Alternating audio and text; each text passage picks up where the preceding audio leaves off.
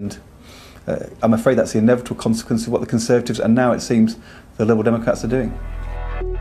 The coalition's promise of fairness amid austerity was meant to bury memories of the Thatcher era, but somehow today they just resurfaced. Paul Mason there. Well, earlier I spoke to the Treasury Minister Mark Hoban. I asked him why the IFS study flatly contradicted promises made by the government. Well, we set out in the budget in June a series of measures to tackle the deficit that Labour left behind, to bring public spending under control, to tackle some of the issues about the cost of welfare, so that we could actually get the economy going again. And one of the key values of the coalition is fairness. And George Osborne said at the time of the budget, and we stand by it now, that this was a fair budget, it was progressive. And in the budget we had a number of measures aimed at helping some of the most vulnerable in society. That's why, for example, we committed to operate a child tax credit for the poorest families by £150 next year, okay. £60 the following year. So what is fair about the figures that we're looking at today that show even the poorest families that work, for example, are worse off than the rich? They're 4 times worse off than the rich person who works. What's fair about that? Well, what we also did, Emily, was we lifted 800,000 people out of the tax bracket by increasing personal allowances by £1,000. Well, they're people who work too, right? By definition, they're people who work too, so they are going to be worse off. Well, there are a series of measures we introduced to help the most vulnerable in society, and the analysis we published at the time of the budget set out very clearly why we believe the budget was progressive and fair. What the IFS have done is taken a selective group of measures announced in the budget and tried to analyse the impact upon those on families. They've missed out a number of measures. They haven't taken into account, for example, the increase in capital gains tax, which will hit those who are wealthier. They didn't take into account the fact that corporation tax is going to fall. That's going to help stimulate investment, encourage businesses to take on more employees. So there's no dispute then about the poorest being worse off. I mean, if I'm looking at the data here, a couple who don't earn with children will be down 8%.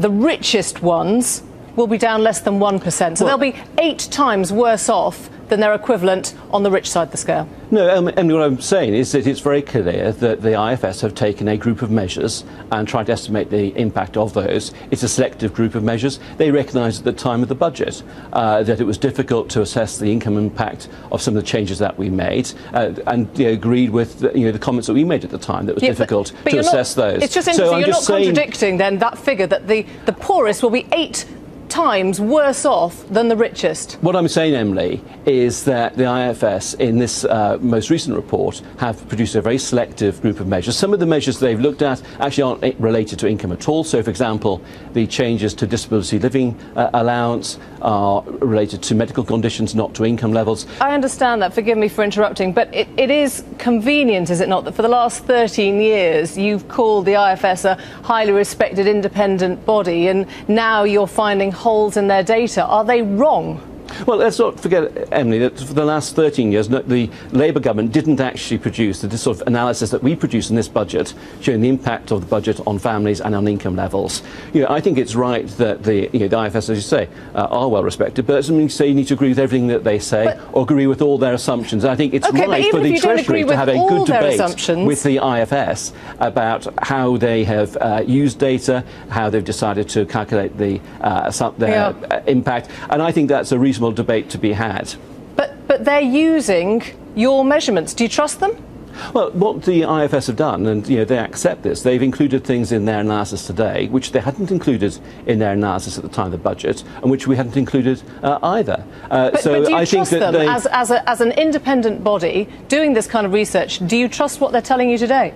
Well, what I'm saying is I think that they have used some selective measures. There are other things they didn't include in their analysis which would change the picture. I think it's important that when these analyses are done, they're done on a robust basis. That's what we did in our Red Book back in June when we published the budget, when we published this detailed analysis, the first that's been done by a government, and that demonstrated this was a progressive and fair budget. Well, why would they be saying then, overall, the effect of the new reforms is regressive, where the tax and benefit reforms of the previous government are progressive? I mean, that is a stark as unambiguous as it gets. That is their analysis. Do you trust that or not? Well, I've said, Emily, that the measures they have used have been on a selective basis. Some of the assumptions are quite challenging, and I think that the best thing to do is have models and analyses that are based on robust principles, robust data, and robust assumptions. Well, that's what we did in June, and that's why we were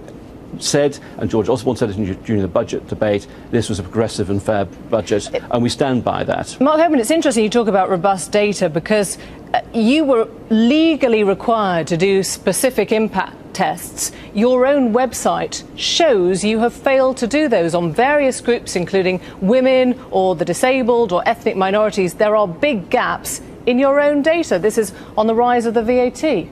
Well, Emily, what we've done is every department has to, by law, look at the impact of their policies on individual groups, and we've done that. We've met our legal obligations. Well, you haven't, because, you know, when you look down the list, and I've got it here, it says results in evidence base. If you go along, race equality, no. Disability equality, no. Gender equality, no. 3 examples of where your own website has told us that you haven't actually looked at these individual groups. There could be legal challenges against you. That's what Theresa May said.